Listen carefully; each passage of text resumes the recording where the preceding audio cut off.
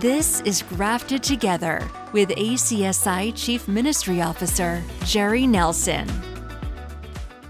This podcast is dedicated to equipping leaders with the knowledge and skills needed for spiritual formation and biblical worldview development.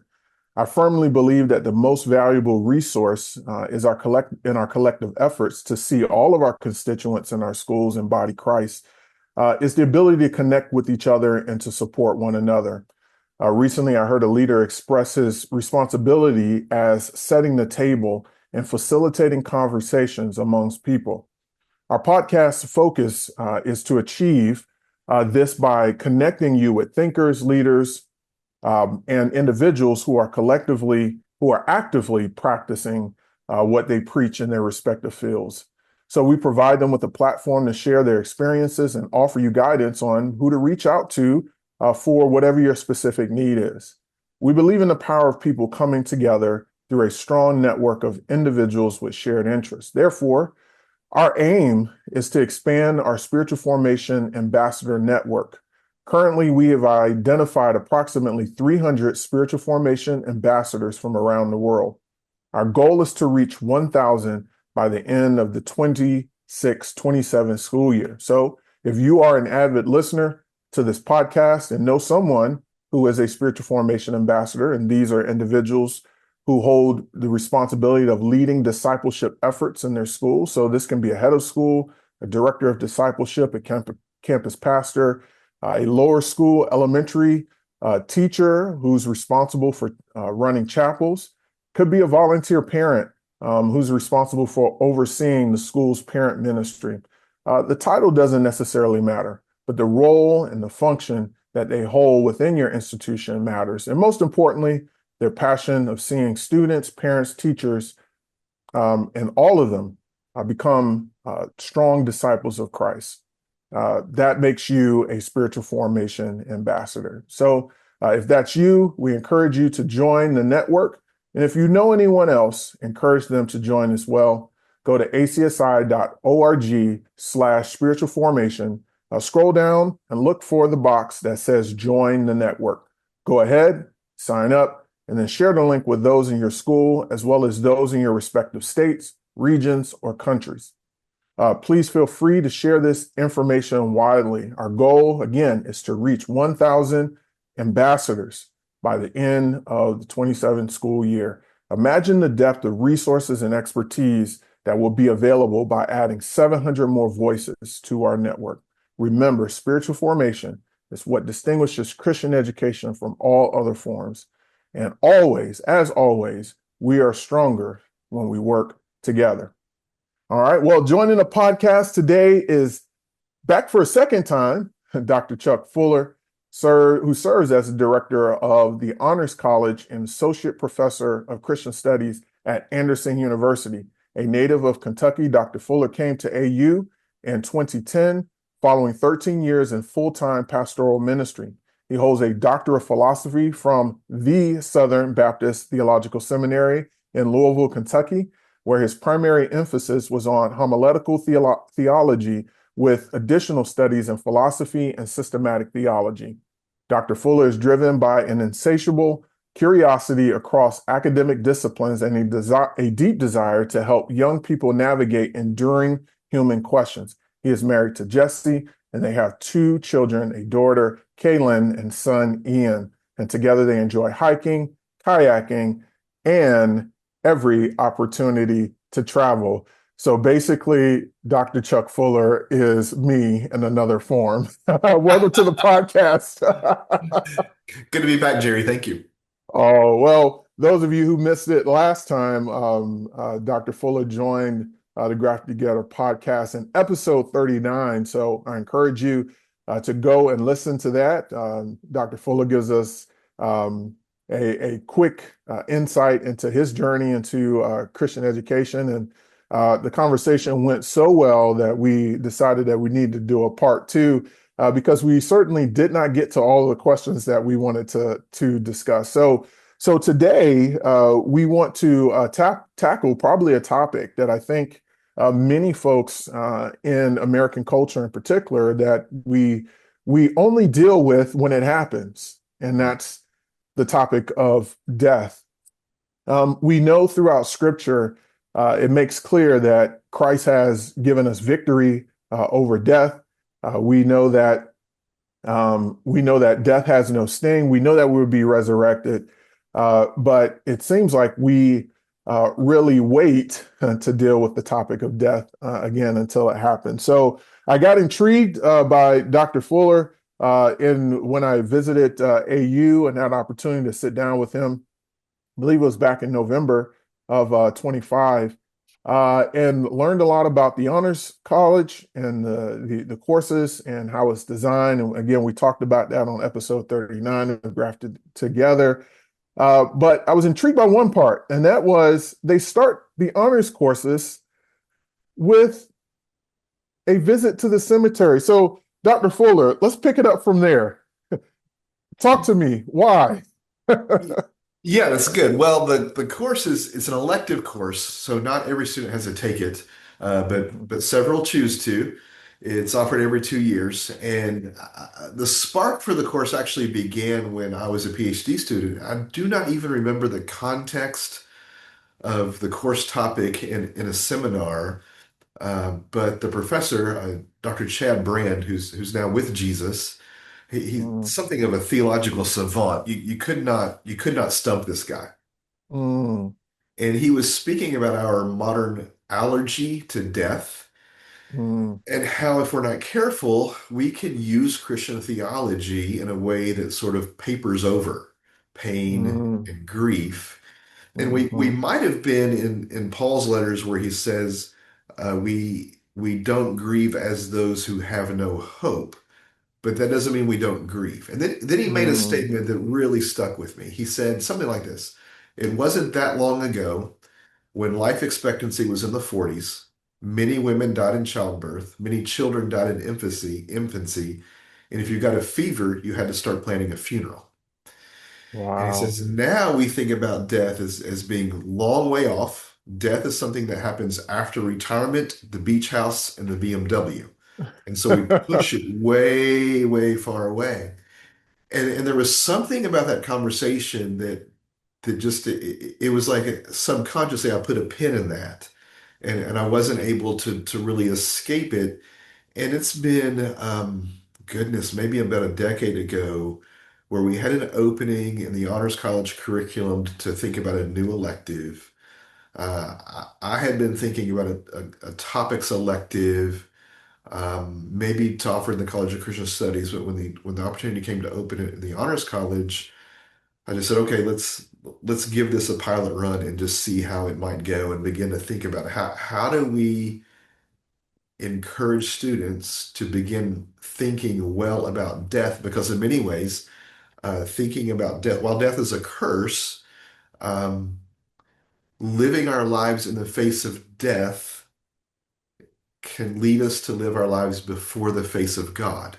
Mm, And there can be something sanctifying about facing death and living in the light of grace, but also in the light of the reality of death. mm, Um, So, and I think even when we read the New Testament literature, if you want to keep in the example of Paul, there was something about Paul living under the threat of death always that did two things. It kept him close to Jesus, yes, but it also seemed to drive him further into his mission to live as Christ, to die as gain.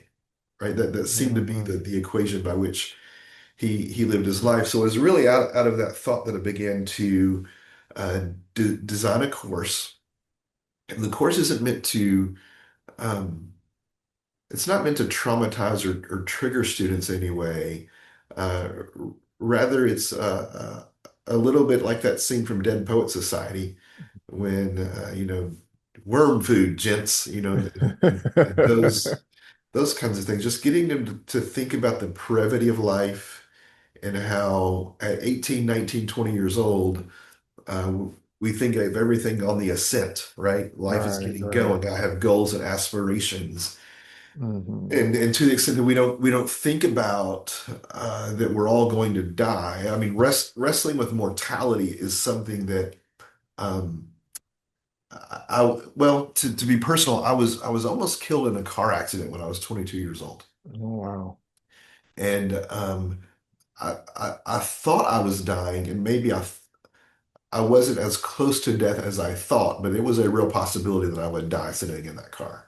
Wow. And so I'd had that experience, and I knew what walking through that experience and the healing and all the surgeries afterward, what it did for me sanctificationally. So I was thinking about that, but truthfully, I don't think I began to face my own mortality as in like I will die one day, right? Mm. Until I was probably like till I turned 40. There's just something about a guy when he turns 40. He begins to think. And so the thought was, how do I this current not really a midlife crisis, but this reality that's dawning. Most of the big questions of my life have been answered. Who will I marry? What Yeah. children will I have? What career will I pursue? All of those sort of questions have been answered. Um, how could I encourage students to begin to think about those? This is a higher order question, right? Yeah. How to think about that question when they are 19 and 20 years old. Hmm. And so that was the idea for the course. And then it was designing it out experientially. So, what we do, we teach the course every 2 years, and the first morning of class this is interesting because it's a fall course. And so Mm. it's going to be an August morning, and it might be 75 when we get to the cemetery at 8 o'clock, but it might be 95 by the time we leave at 9:30, right? And so a hot, humid August morning, we go to Silverbrook Cemetery here in Anderson. Mm. It's historic. It's the first public cemetery in Anderson County, Mm. and there are different sections of it. There's the high dollar section where students will walk by gravestones marked with the names um, that are the same names on the buildings on campus. Wow. Sullivan, Rainey, Merritt. So they see these names in these ornate tombs, graves. Then there's a potter's field that they walk through. Mm. There's a historic area for slaves. And then the most heartbreaking one is there's an infant's field, a place where Mm. it's nothing but infants. And to this day, you can go there and see people leaving toys, Christmas gifts, Easter Wow. bunnies, still leaving gifts for children who died uh, decades ago. And so Wow. I don't really do any follow-up with that visit except to encourage them to walk alone, Mm. observe, and ponder. Walk, Mm. observe, and ponder. And Mhm. we really don't have any conversation. I just let that Mm. hang. And then over the beginning of when the course begins, we read a book, and this is not a book I would necessarily recommend to middle and high schoolers. Um, it's called Nothing to Be Frightened of by Julian Barnes. Mm. Julian Barnes is an award-winning British novelist who is somewhere on the spectrum from agnosticism to atheism. I think his Mhm. commitment is to atheism, but he has doubts about his own atheism. Mm. Um, in That's fact, this good. book, yeah, right. This book opens with a line, I don't believe in God, but I miss him. Wow. And so it's a really powerful foray into not just the topic of death, but the way Charles Taylor would say that even the unbeliever is haunted by belief, and that's sort of Uh, the uh, pressure that he feels. And this book it's a memoir of the deaths of his grandparents and his parents, mm. and he walks through these tensions. It is sarcastically, bitingly funny. It has a lot of gallows humor in it, and yet it's funny as students will read this agnostic's thoughts on death. They resonate with this insofar as The book is called Nothing to Be Frightened of, and on the cover of the book is a picture of a grave. And so the Mm, thesis of the book is really sneaky. It's like he knows from his own worldview commitment that he really should have nothing to be frightened of when it comes to death. mhm, But it's actually the nothing that he's really frightened of. mm. And so the book catches him in this tension between life and death. Wow. And while this is his particular experience, really, this is a common human experience, almost regardless of your religious background or worldview commitment or formation or Right. any of those things. It's just a common experience.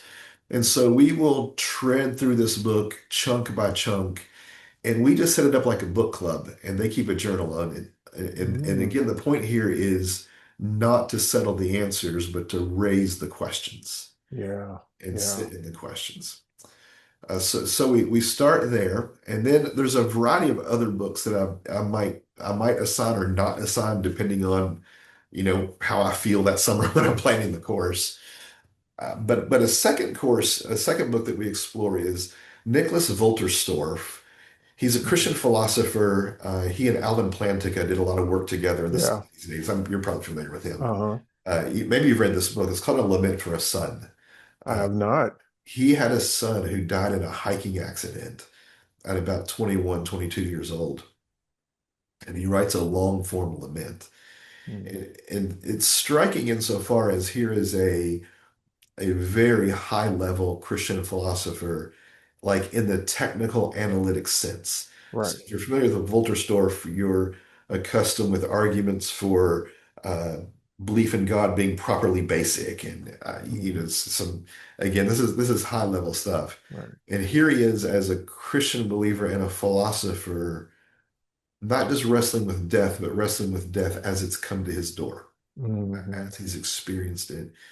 And it is the kind of book um, with which you need to have a box of Kleenex available as you read it. Mm. It's a Mhm. really gutting, very serious and intimate reflection on the death of a child. Yeah. And that one tends to be in some sense, it's almost a conversation stopper in the class because students don't quite know how to react to it. Yeah. And I have to be careful. Some students in the class have not yet experienced the death of a close loved one, but Mhm. some have, Yeah. right?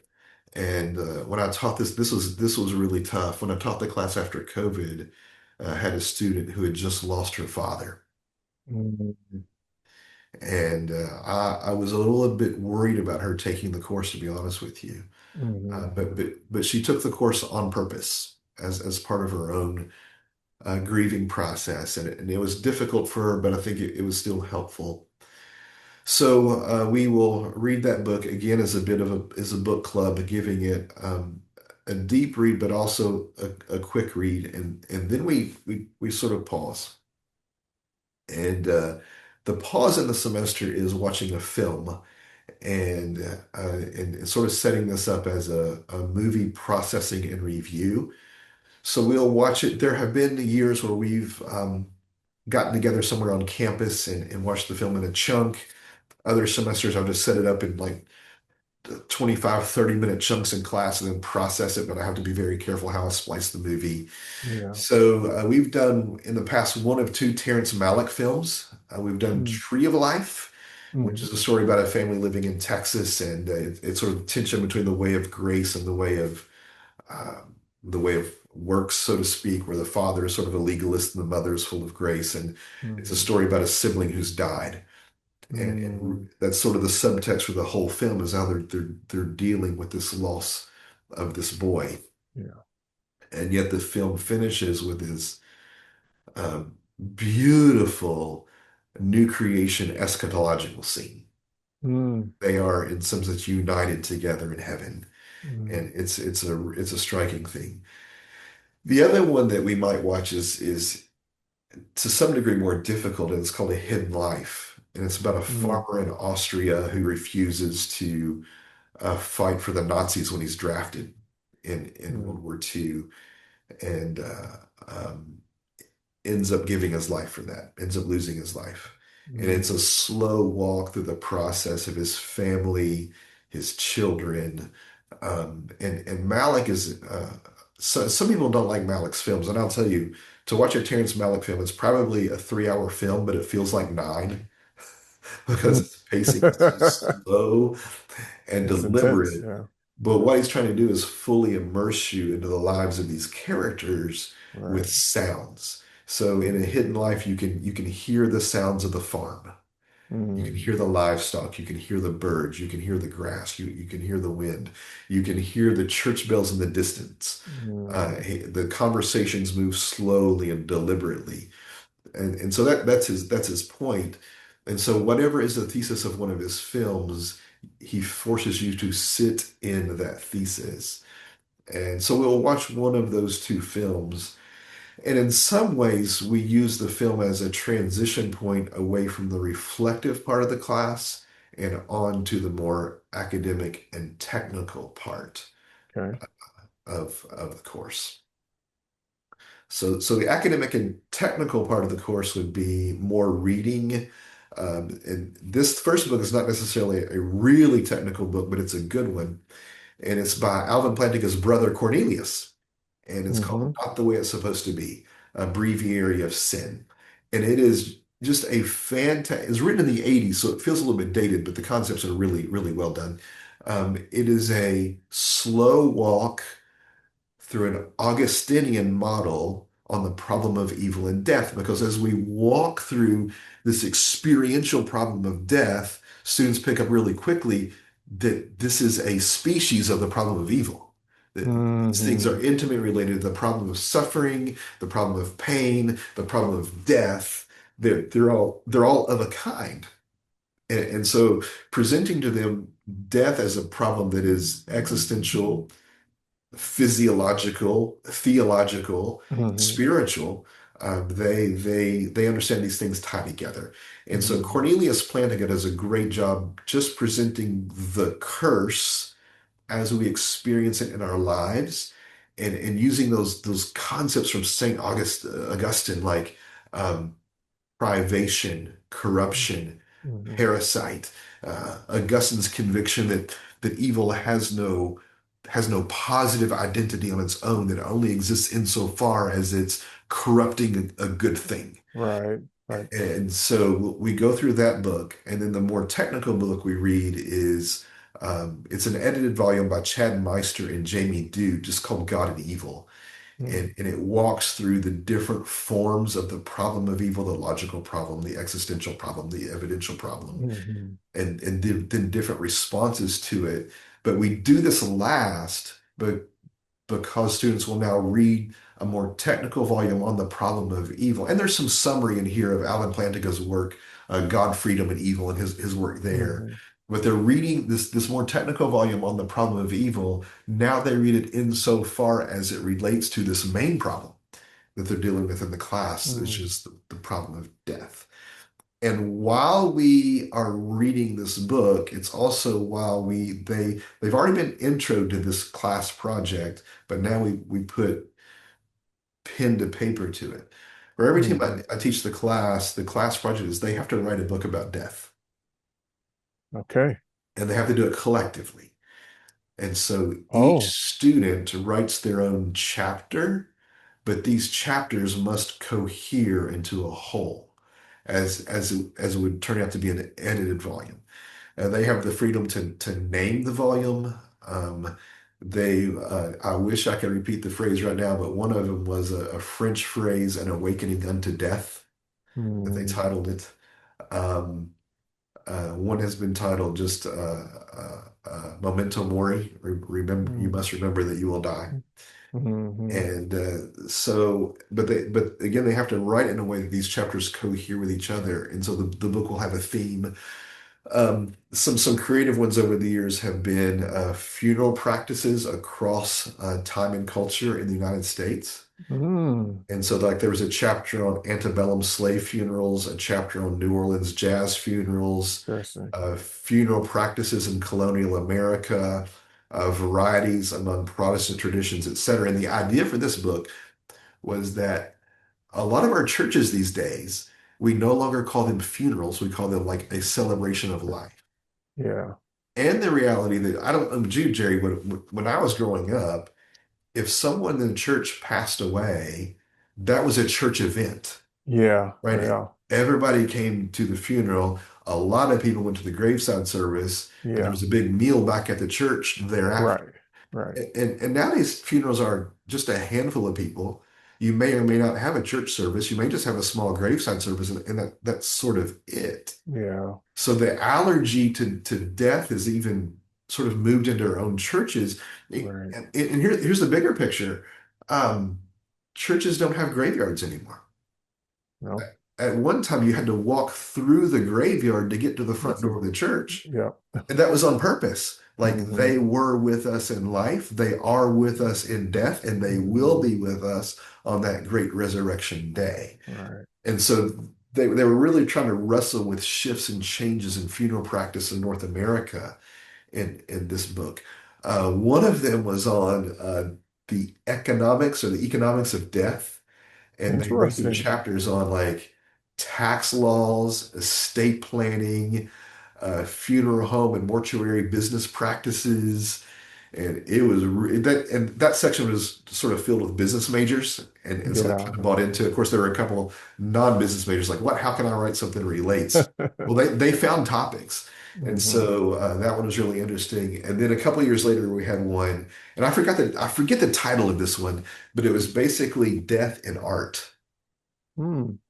and it explored like medieval macabre, the tradition of musicking, and this related again to New Orleans jazz, Hmm. funerals, um, the way death emerges in pop culture and pop music and these sorts of things. So that's the class project. And then at the end of the semester, man, we go back to Silverbrook Cemetery. And because it's December now, it feels more like a cemetery, right? It's Hmm. colder, it feels deader. Hmm. And they again walk the cemetery by themselves with the charge to observe and to ponder. And this time we do have a roundtable conversation. And it's always surprising to me how differently that cemetery looks to them in December than it did in August. And we tend to have a couple of days of really robust conversations following that cemetery visit. A grave looks Hmm. different to them now. A tomb of a famous person in Anderson looks very different now. The Potter's Field looks very different to them now. And so that's sort of the content and the trajectory and the goals of that course. And I'm still a little surprised at how popular that course is. In fact, we've been in a bit of a down cycle on the course in the last couple of years. I haven't had a chance to offer. It's coming again soon. And students will come in. We heard about this course on death. When is it coming again? When is it Wow. coming again? Wow. And of course, my reaction is, you sure you want to take this class? So that is, in a nutshell, the great trajectory of the death class. I mean, obviously, I think the way that you just walk through the design of the course, I can just as an educator, I can see why it's transformative because at the beginning, you you pose the big question, you create the conditions for them to be able to wrestle with it. So um, you start with the reflective aspects of it at the beginning, and then you move into the technical, and then you have the roundtable, then you have the group discussion. I really I love the collaborative writing because I think many times, even in our educational practices, it's very individualistic where life is actually meant to be lived communally. Death is a communal, just like as you mentioned, it's a communal experience. So I think, that design is awesome. And then of course to bookend it with a return back to cemetery and just kind of use your own words that they see it differently. Like that at the end of the day, that's developing a biblical worldview. That's what it is, right? It is, you saw the world from this particular lens, but let me pose this question to you. Let me help you to interact and understand folks who've wrestled, with these same types of questions.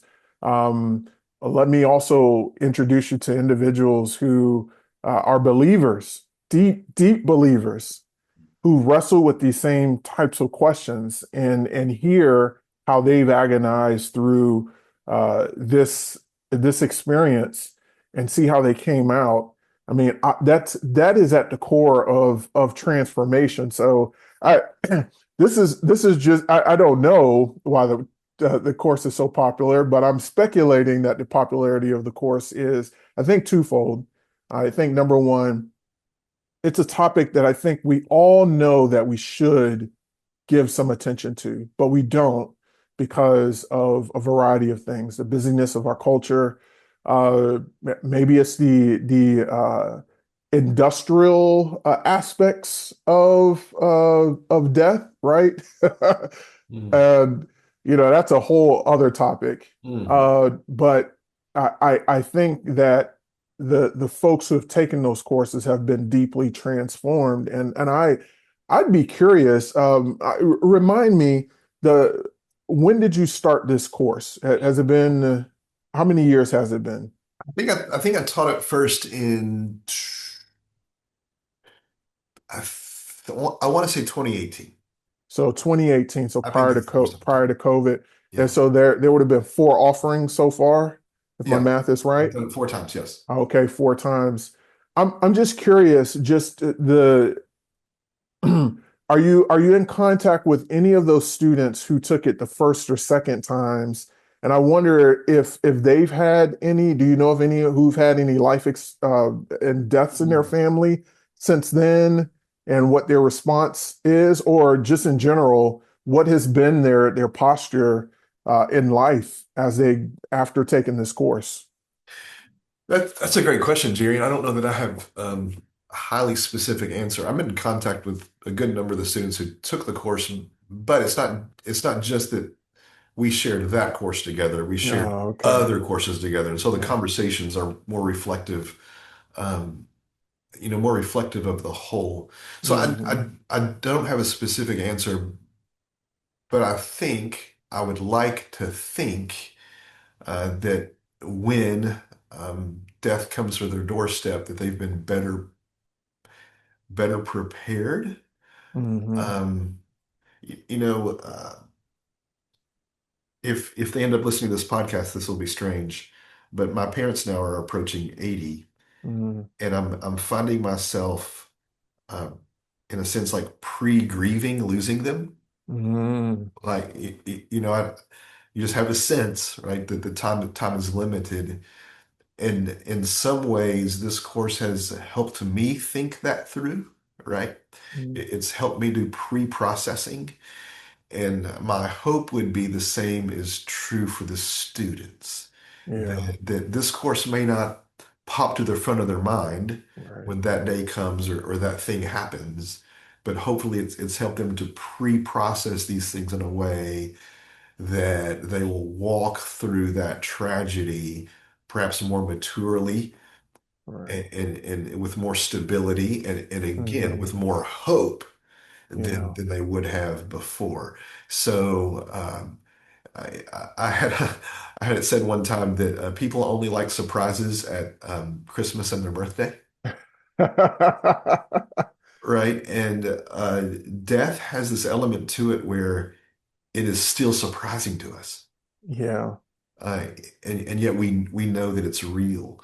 So if Hmm. anything, my hope is to take some of the surprise from this reality.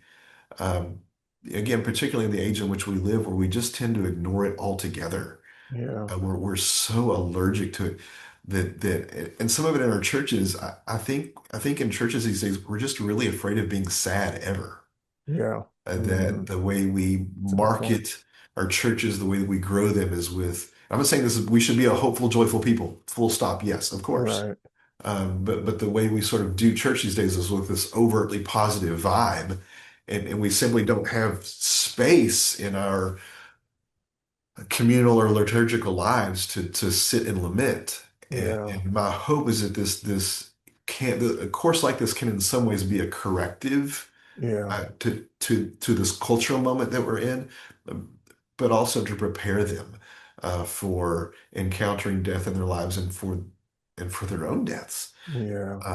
I you know I think I saw a stat sometime. I don't remember the numbers, so I won't cite them.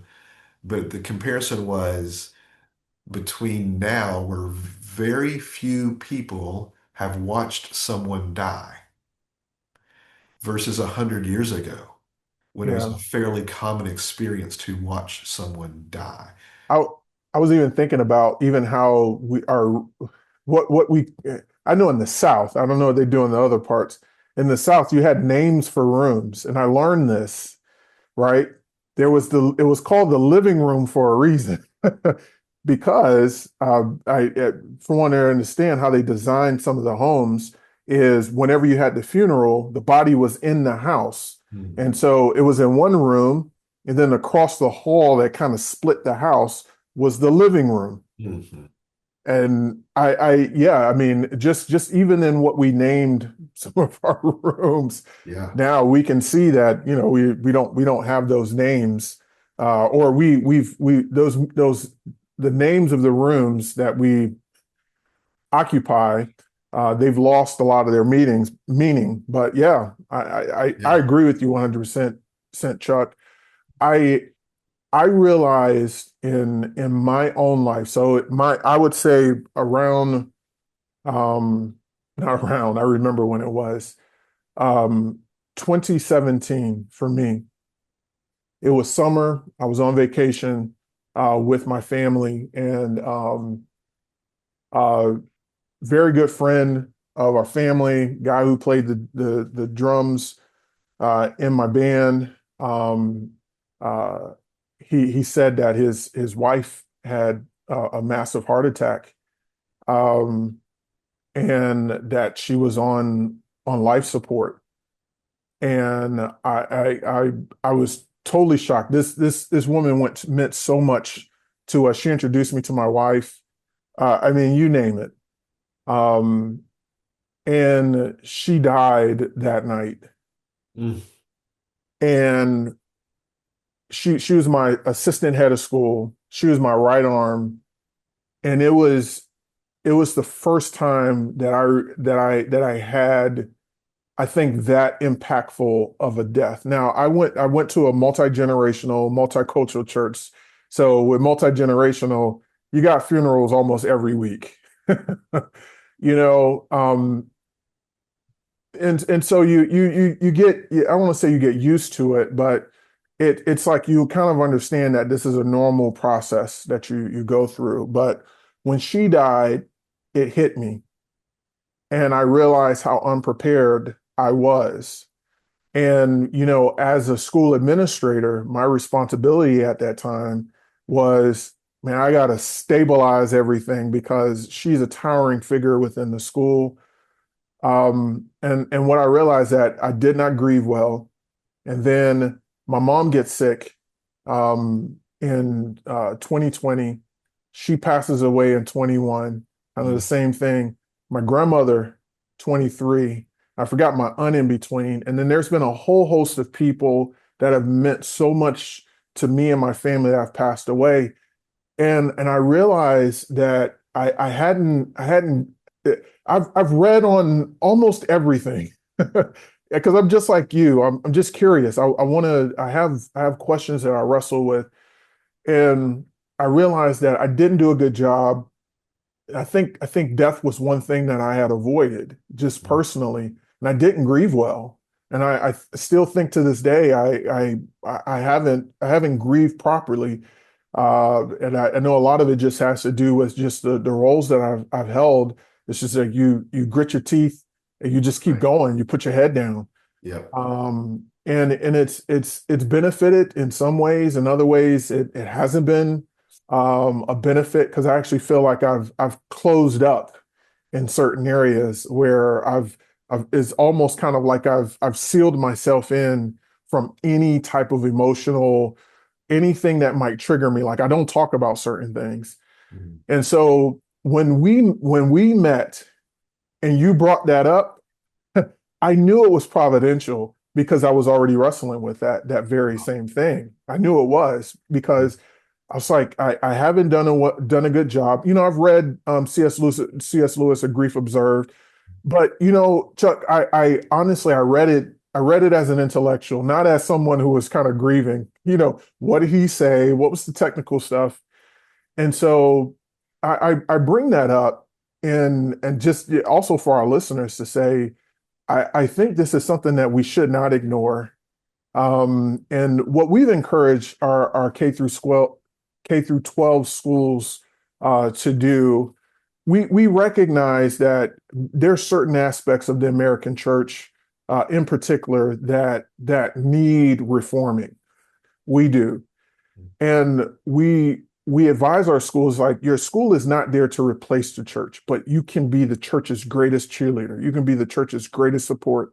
You can be a part of helping to rebuild the church. And I feel like this is one area that we are not, I don't know if we talking about it at all. So I'd love to get your thoughts on what this might look like in a K through 12 setting. But I want to give a little bit more context to help frame the question. I was talking with an administrator back in um, back in October. He said something pretty profound to me. Actually, the trips were back to back. I had that trip, and then I had the trip to Anderson. They were back to back. And Mhm. so when I go back and think about it, those conversations are 100% linked. But we were talking about, reforming Christian schools and how we talk to kids about career. Here's what he said, and I thought it was really profound. He says, we talk so much about the future. We talk so much about the future as if it's guaranteed.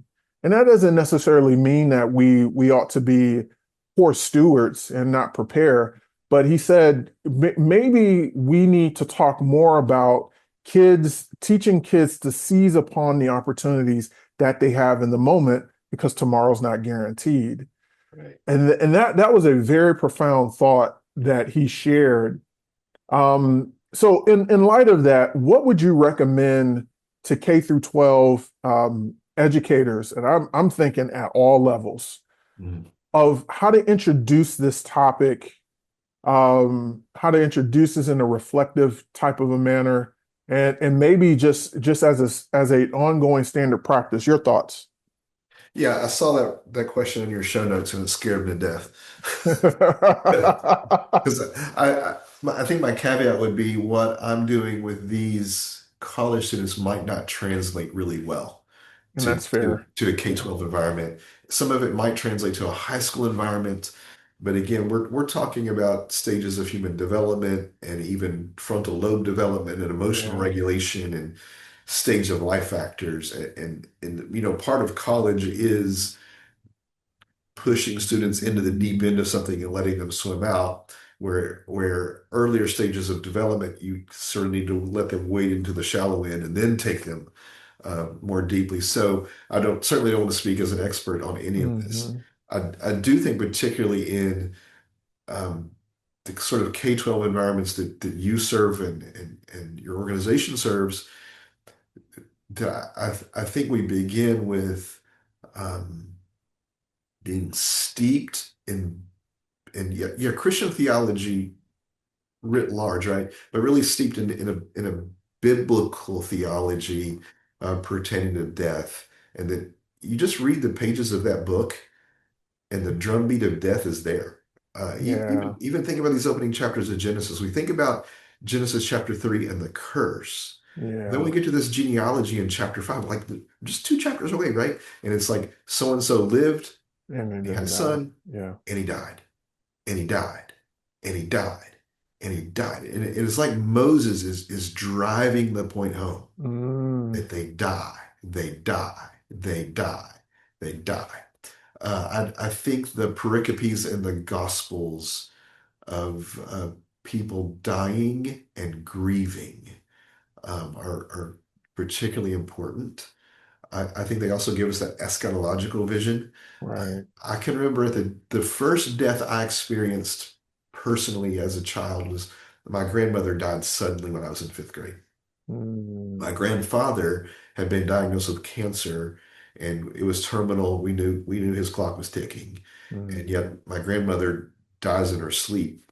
I mean, mm, broken heart, just mm, a few months before he dies. And I remember walking home and my father was sitting on the front porch of our house, got off the school bus, walked home, and I thought, what's strange? Why is dad sitting on the front porch? And he tells me and my brother, I've got some really bad news for you. And wrestling with that. And I can remember at the funeral, the pastor preaching John chapter 11 and the resurrection of Lazarus. And in my head, I was thinking, well, that's great for Lazarus, but what about them all? yeah. Right? I couldn't make the connection that Jesus' point in raising Lazarus was eschatological. Right. Right. This will happen to all of those in Jesus. This is the future. Yeah. That the Yeah. resurrection of Lazarus was pulling back the veil, Hmm. and letting us see what a future reality is. And so I think, particularly at the K-12 level, those are great windows. Those Hmm. stories are great windows into these realities. Um, yeah, so I think I would start with steeping them in these, particularly in Christian school scenarios where you're free to do this and encouraged to do this. Yeah. Let's not just teach that trajectory of doctrine of Scripture, doctrine of God, doctrine of humanity, doctrine of salvation, the church and the last things. Let them see the nitty-grittiness and the tensions that are built into the biblical texts, Hmm. and let people see lament and death in the Bible. I have a colleague here, our New Testament professor, who is brilliant. His name is Channing Chrysler. Hmm. And he says that two questions hang over the entire biblical canon. Why and how long? Yeah. Why are things this way? And how long will it be this way? And Yeah. even that picture there in Revelation, right? You have the souls of martyred saints in heaven around the throne, asking the one who's on the throne, how long, O Lord? Yeah. How Yeah. long, O Lord? And so I do think we can find ways to allow students to see that sometimes we even read scripture as if it's going to be this kind of happy-go-lucky book, right? Hmm. And not seeing the grittiness and even the sadness that's in these pages, and even letting them know at a young generation. And I want to be really careful here. Yeah. Um, Sadness and grief are proper experiences. And while we may need help, even sometimes from mental health professionals to help us navigate those things on their own are not mental health disorders, Hmm. that they are proper responses to the terrors of living in a fallen world. So Hmm. I think I would encourage the teachers, whatever you can do, again, being careful not to traumatize, not getting ahead of where they are in their developmental stages. That's good. But whatever we can do to help them understand how to be sad Hmm. and how to lament the things that are wrong in this world can be really helpful. And for many of your students, they're probably prepared to read sections of Augustine's Confessions, book 9, where he talks about his mother Monica, where he where he talks about the loss of his own son. In fact, this death class that I teach, they we take this class after they've been through the confessions, Hmm. right? So this class comes on the heels of some other things, and so Yeah. I do think there's room, particularly for your high schoolers, to explore these things in church history, in Hmm. the confessions, in the biblical material, and I'm sure there's some contemporary material as well. Uh, Probably high schoolers might could handle Hmm. Polterstorff's book, lamenting his son. Yeah. They might can handle some of these edited volumes. I know they can handle Cornelius Plantinga's Not the Way It's Supposed to Be. Hmm. There might be some chapters in some books on the problem of evil and death that for advanced students could be really, really helpful to them. I think my caution would just be I don't think I'm going to take an eighth grader and have them watch a Terrence Malick film. And I'm certainly not going to have an eighth grader read Julian Barnes' Nothing to Be Frightened of, because Right. just to be honest with you, it's got a few PG-13 sort of sections. Hmm. Um, but yeah, I think whatever educators can do to prepare students to grieve well and to wrestle well with these realities of life, and letting them know there's a sense in which these things, because they're related to a curse, they are abnormal, like it should not be this way. Right. But also in a cursed world, in a world that's fallen, this is going to be a very normal thing in the course of life. Right. Right. So living in that tension is maybe the best advice I have. What came to my mind is, and I mean, you were spot on, good, solid educators always account for the developmental stages of the students in terms of what they teach, how they teach it, what they introduce students to, types of conversations. But for those lower grades, and really this is for all grades, but particularly for the lower grades, I think it's the advice that I would give is that those teachers need to go through this process themselves. That's right. They need to wrestle with it themselves, and then of course, if they wrestle with it themselves, if they wrestle, they're reading, developing that good biblical theology as you suggest. Then the Holy Spirit does what the Holy Spirit does, would allow them to translate that, or at least translate that at appropriate times. Yep. But I think probably the most important thing, Chuck, well, I won't be careful when I say the most important thing, but I would say an important thing is to at least be prepared to engage when it happens. Hmm. Because as you said, we're allergic to it. And so we act as if it's not going to happen, but when it happens, we're just like, oh, this happened. It, and this is why, even in our we've developed a spiritual formation journey map, and it starts with how do we want our students to be formed, expected student outcomes, then take a snapshot assessment. Where are you right now? Who are you? What are your gifts? Et cetera. How do you need to be trained to meet those? What type of training you need to meet those expected outcomes? But we have a section in there that's it's called Care and Hardship. Mm. And it acknowledges that on this spiritual formation journey, this journey towards sacrificial obedience, we're going to have hardships. And one of the hardest hardships, I think, is facing death. Mhm. And so I would say that the teacher needs to go through this process and wrestle with it. And although our American culture in particular grieves in this way, I think we can do better in this area. Your thoughts on that? Yeah, I think that's spot on. That's right. If the teacher himself or herself is prepared to wrestle with it, they will more easily, and this is your word, translate that to the students. And that's key. It reminds me of what the reformers said about preaching. They would say it is the job of the preacher to, well, they would describe it like this, but like a mother bird feeding its young. Hmm. It chews the material and pre-digests it in order to give it to the young Hmm. in a way they can grasp and understand. And I think with the more difficult aspects of life, this is both the beauty and sometimes the terror of teaching is you're taking very difficult, sometimes abstract, sometimes existential things and placing them at a level that students can both understand and also grasp at the experiential level. Hmm. I sort of have a thesis about Christian ministry. Um, it's maybe it's a twofold thesis. One thesis is I think children's ministers get too little respect, and I think children's ministers may have the most difficult job, not just logistically, goodness gracious, leading a children's ministry, oof, but also theologically. Hmm. That task that they're trying, like, try teaching the Trinity to second graders. You And know, not dive into heresy while you're yeah, teaching right. it.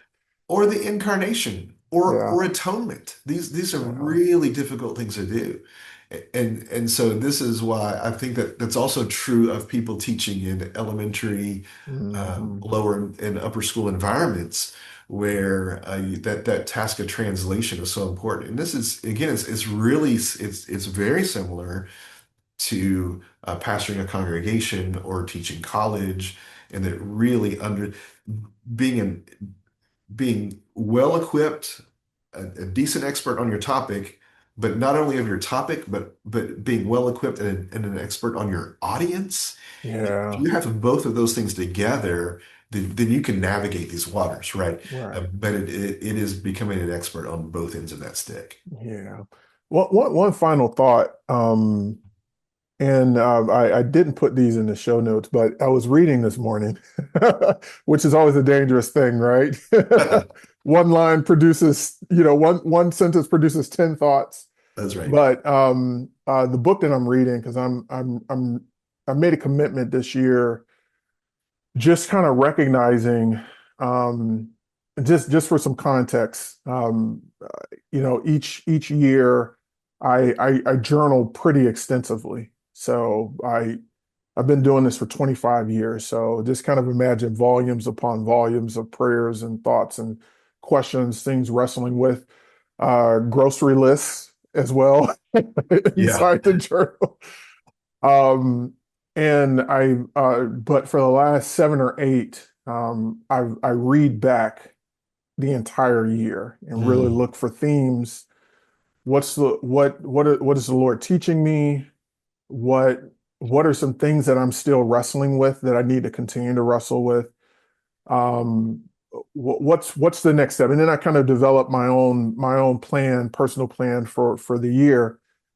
And so one of the themes that came up from last year, and of course our conversation had a huge impact on me, was one of the themes was closure. That I think there's been a great deal of loss on so many levels, not loss of loved ones, but loss of things, institutions, friends, and I realized that I haven't gotten that closure. It's still lingering, yeah. and so the Lord has just kind of impressed upon me that there's a way to seek that. And so I've been reading through scripture, diving into the Psalms quite a bit. I'm doing something weird. I don't know if you've done this before. Probably not. I know I'm a weird guy. My wife tells me. I read through I read through the Psalms, all 150 one way, and now I'm reading through it backwards. Hey, yeah, there we go. So I'm doing that. I'm going to keep doing it until, just allow God's word to wash over me. But then the Lord gave me it's crazy to even mention this over a podcast, but I'm going to go ahead and do it. The Lord really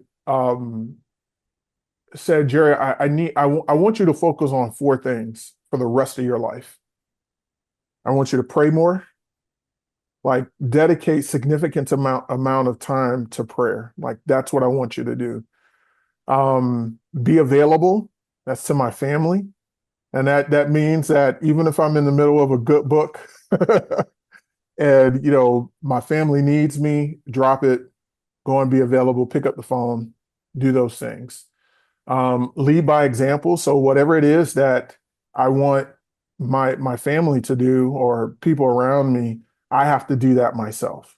Mm, But the number 4 is prepare for my departure. It's again being on this side of kind of all the string of I would say death that has in that I've experienced in so many ways. The What I read this morning was really impactful. It said that the Christian life is always about dying. And this is interesting thought. It says that what really prepares us for death is this process of dying every single day to mm, ourselves. So when we really reflect on Jesus Christ, it is just constant self-denial. And if we're constantly denying ourselves on a regular basis, then when we meet that hour, we've given it all away. Yeah. Yeah. There's nothing to hold on to, and we can fully embrace our reward, which is, eternal life in Jesus Christ. Man, as a part of our final thoughts, I just love to get your reflection on all of that. Yeah, that's beautiful. Yeah, it makes me think of my sort of life verse is Colossians 3:3, for you have died and your life is hidden with Christ in God. And that's Yeah. close to Galatians 2:20, right? For you've been Mhm. crucified with, With with Christ. Christ. Yeah, I think we can say that the Christian life is lived between a laugh and a tear, and finding closure on things in our lives now requires us to think ahead to the final closure that is to come. Mhm. And it's only the forward future pool of hope, That's good. right? It's only with hope that the Lord Jesus will make things right and he will make things new, and death and crying and mourning and pain will be no more. It's hope that allows me to come to some sort of, not a full, but to a degree of closure on the tragedies in this life, knowing that the true closure is on the way, and it's coming. So yeah, man, those are really wise words, Jerry. Yeah. Well, Chuck, man, I appreciate you, and thank you for processing this with me.